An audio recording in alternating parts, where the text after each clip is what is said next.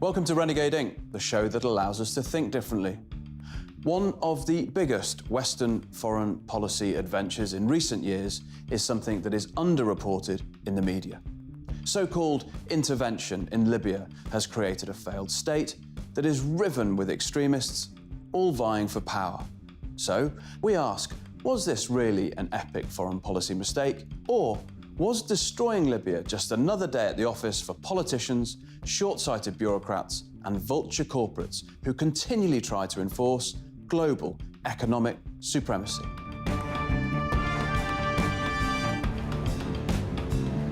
Libya was apparently Barack Obama's biggest regret. This is what his then Secretary of State said about the then Libyan leader, Muammar Gaddafi. So, that is the land of unconfirmed reports. Yes, we came, we saw, he died. Did it have anything to do with your visit? No, I'm sure it did. We were in Libya as the country fell and shot these images. We listened to the Libyan people who celebrated and believed the noble intentions of the West. The war was sold as Allied forces intervening to deliver a virtuous and prosperous country, but in reality, they were there only for Libya's resources.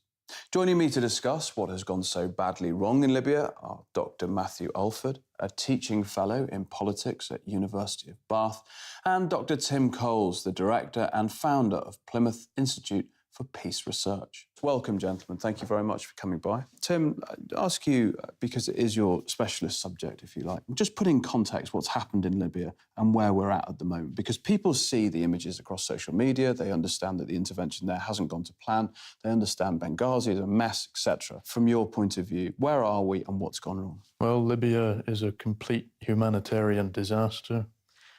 Mass deaths, the country is fragmented along political lines. There's a kind of counterinsurgency war going on. For ordinary Libyans, this has been a complete catastrophe. A lot of it to do with the NATO bombing back in 2011, but also what's happened since then with jihadis flooding the country. And the way that this is portrayed in Western media tends to be as some kind of series of events that are just on the periphery of interest. And what's particularly interesting about the way Western media handle this is we have good evidence from, for example, the British government had an investigation into Libya, into the British role, and their conclusion was that the war was waged on basically a lie. It was sold as a humanitarian intervention because Libya's leader, Muammar Gaddafi, was supposedly about to commit an ethnic cleansing in a region called Benghazi. The British government later admitted that was based on what they called erroneous intelligence, or we could just call it a lie. No evidence was presented at the time. And they also say in the report that it's created a kind of political vacuum to be filled by jihadi groups, including ISIS. The media don't tend to show you the cause and effect. Why do we have massive flows of refugees?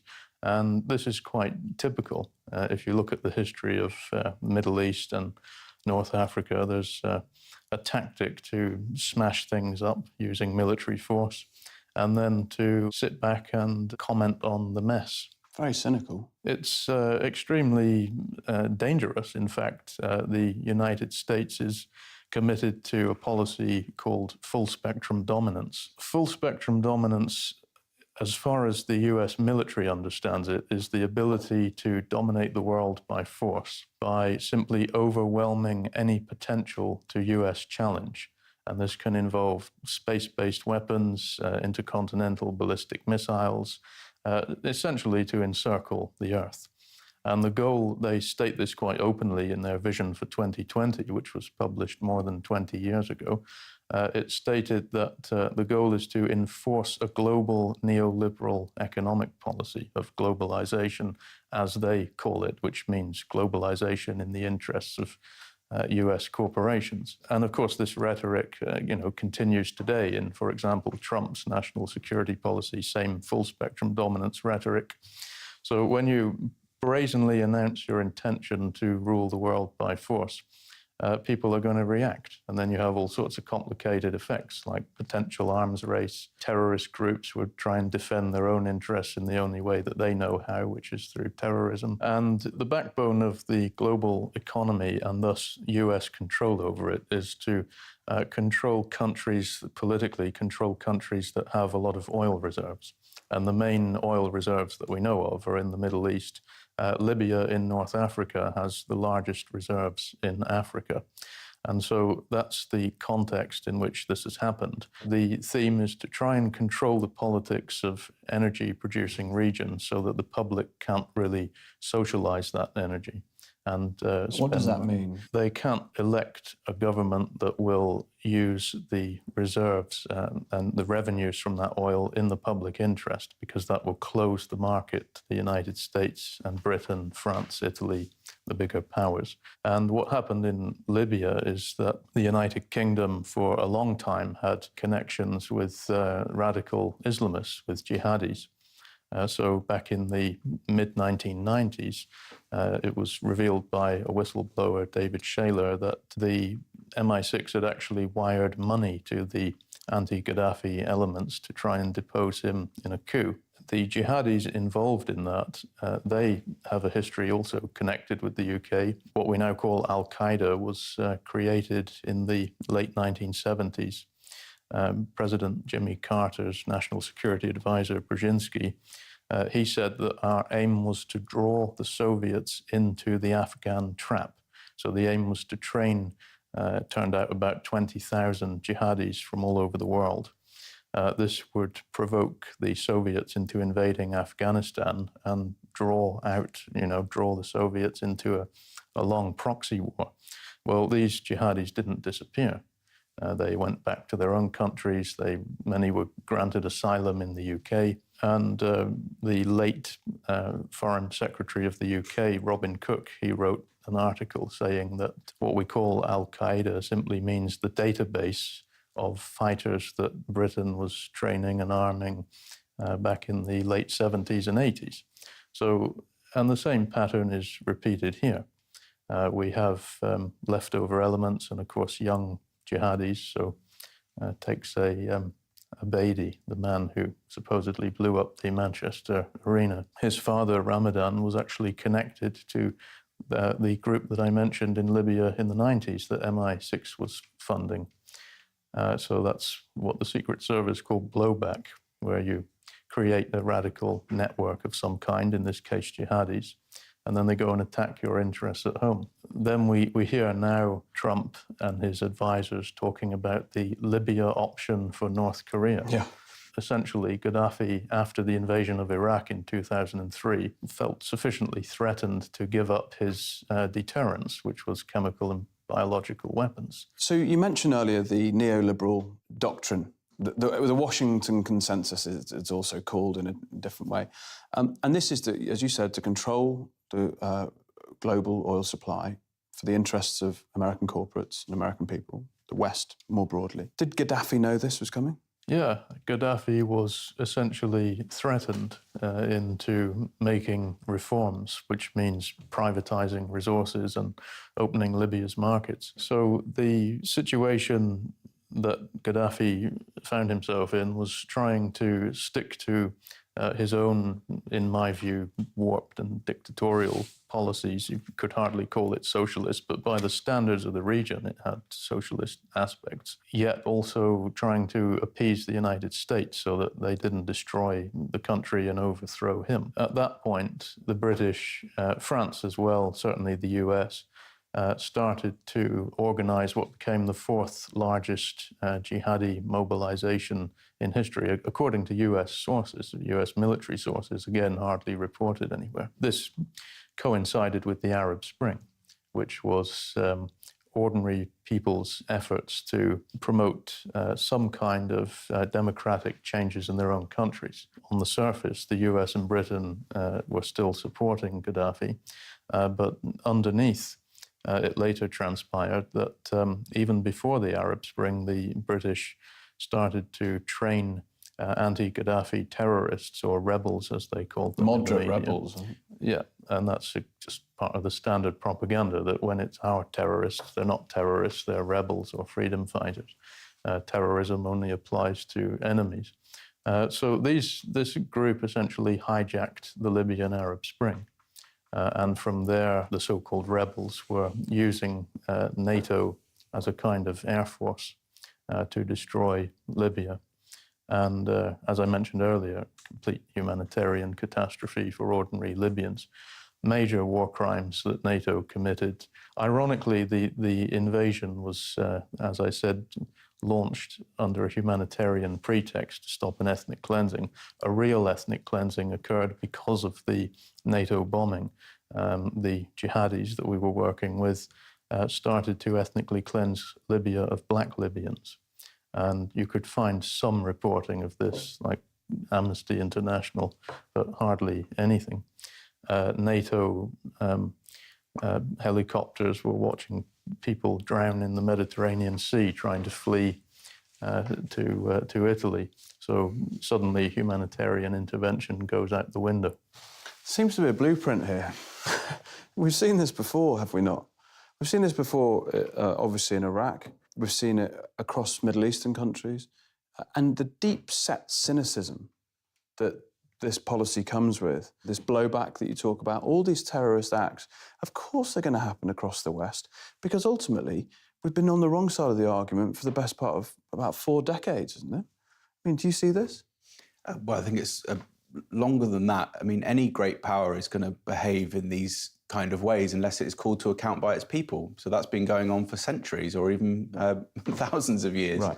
So I don't think that it's a problem that's peculiar to the post-1970s or even the post-war world. But I think we can improve society. All societies can improve and have improved with human rights if we challenge the metastasized elements of power at the very top. Explain metastasized. My view is that, you know, you've kind of got to have police forces, some form of authority and all those kind of things within a society. But the danger that we have when you leave in power for long periods of time without any accountability, organizations like MI5 and the CIA, NSA and all this, then you end up having such cloistered elements that are always ever protected that you end up having very dangerous entities there. And they know that they can act with impunity. And no recourse to justice. Exactly. So, I mean, the accountability for the CIA, there were big hearings in the mid-1970s in the wake of information coming out showing that they'd been involved in assassinations, for example, against Fidel Castro and broader problems. So that led to some form of accountability for the Central Intelligence Agency and some pullback on what it was willing to do within the world. And so the 1970s in some ways was a bit better. But of course, what that entity learned from that as well was, well, if we want to carry on doing what we were doing before, we better get some better PR. And that's kind of where they went. But it still helped to some extent. Do these powerful state actors now act with impunity? Yeah. An example of that is the government's own inquiry into the destruction of Libya. They specifically mention that the Prime Minister at the time, Cameron, was culpable for, they're not, honest enough to say war crimes, but that's the implication. And yet Cameron's able to walk around quite freely.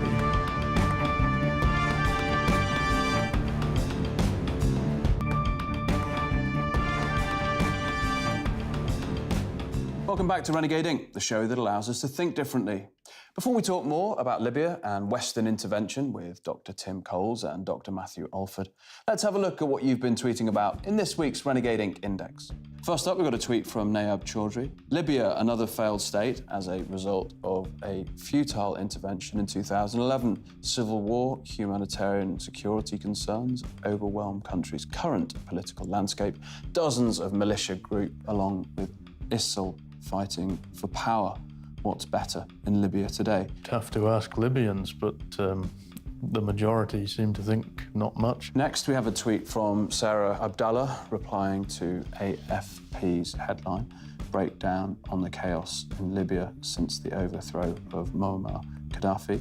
In a nutshell, Obama, Hillary and their NATO buddies bombed Libya to ruins and paved the way for slave-selling jihadists to take over, transforming a once stable and prosperous country into a completely war-torn, failed state. And don't forget the casualty figures. By the Libyan government's own estimate, 30,000 people died in that first year. And these people are of very little interest to Western media. Which is why we don't know it. Except when they cause a problem to us. Next from Musa, why is everyone calling West's declaration of war against nations intervention when a foreign military enter and occupy another country's land against its government? It's called invasion and occupation. US is occupying Syria, Iraq, Libya, etc. Finally, from Middle East Eye, after a century of exploitation, intervention and betrayal by the West, it should come as no surprise that anti-Western extremist movements have surfaced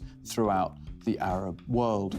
In the first half, we talked, and Tim mentioned this full spectrum dominance. The argument for is we're the good guys, i.e. America and Western powers are the good guys. We're spreading democracy, we're spreading the rule of law, we're spreading freedom, often at the end of the barrel of a gun, but we're doing it. And the argument for it is saying, if we don't do it, somebody else is going to do it. You hear it all the time. Is that an argument? I think we should be aware of how powerful the West is. All right, yeah, countries like China or whatever, they could impose human rights abuses further afield if there is a power vacuum left. But at the moment, we dwarf these other nations in terms of human rights abuses, the number of people we kill. It's a matter of overkill, I think. If you're a comedian in a club or a teacher in a school, it's all very well to impose some form of order, but if you start using violence to great extent and the threats go way out of control, then that's what we are. That's what our civilization is doing in all sorts of these different parts of the world.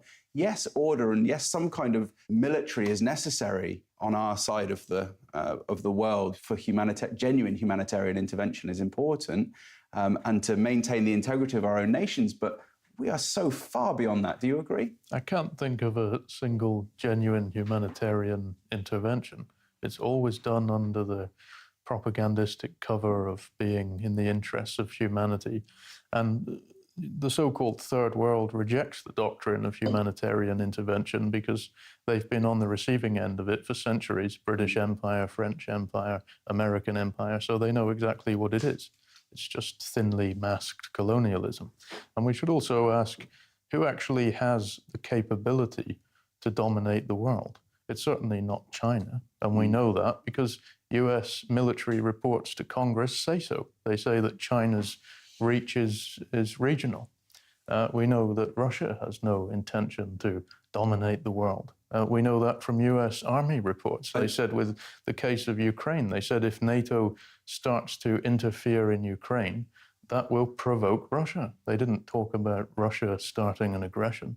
So the military themselves understand this state of global affairs perfectly well, but try getting the media to recognize that. When we talk about the military-industrial complex, should we talk about the media and military-industrial complex as one unit? Because it seems to me that there isn't this talk, there isn't this debate, there's a lot of what's left unsaid, there's a certain sort of selective amnesia about what's reported. Should it actually be called the media and military-industrial complex? It depends on the specific media. So with the BBC, for example, it's basically the state, and the state is involved in all of the things that we've been talking about. So the lines get extremely blurred there. I co-authored a book called National Security Cinema, which points you to my position, which is that there are strong elements of the national security state, the military-industrial complex, the CIA, the Department of Defense, involved in the creation of film scripts that are anything to do with American foreign policy or anything to do with these institutions that dominate American foreign policy. So we should call it the media and military-industrial complex. So you could perhaps call it the media. I mean... Or is that conspiracy theory? I wouldn't say it's a conspiracy theory. I'd just say it's possibly perhaps over-egging it a little bit because there is still independence within the media organisations to a reasonable extent. I think it's important to remember, we can use independent media to push out important messages as well. The sense I get from the book is that it is not just one act of propaganda. The propaganda war is incessant and it's very subtle. I think that all organizations, military-industrial organizations, are involved in the creation of script, whether that's news or entertainment. They do it on a constant basis. There are large PR organizations that are set up to do that, and it's a constant process. It's not particularly well known, and part of the reason for that is that until myself and Tom Secker did this research, it was commonly accepted that there were only a few hundred films that had ever been through even the Department of Defense, for example. Is that right? No, it's completely wrong. There are several thousand products that have been affected by the Department of Defense and CIA. It was just a couple of hundred, as far as anyone knew, back in the when we first began the research. But now that it's been blown out of the water, we've got the lists from those organizations themselves: CIA, DOD, the White House as well, the FBI. They have absolutely caked the film scripts and TV scripts. And it's become an increasing problem over the last few years as well, since they've become more involved in reality TV shows to try and give a good impression for their soldiers when they go on cookery shows or quiz whatever, but also on larger projects about American military, such as Iron Man and Transformers and all these kind of things. An enormous amount of effort then goes into managing, let's say, democracy. You say it's overkill. It certainly looks like overkill. Where does it end? Well, it would end with nuclear war, unfortunately, which we really don't want to do. That's the logic of empire, because you end up, eventually you'll push a country too far, and that country could be something like Russia or China. You know, there's this common phrase around where people say, oh, it's a dangerous world out there. I think we should perhaps question that at a very fundamental level. Now, if you go looking for danger You'll find in the world, you're going to find it. But is it really fair to say it's a dangerous world out there?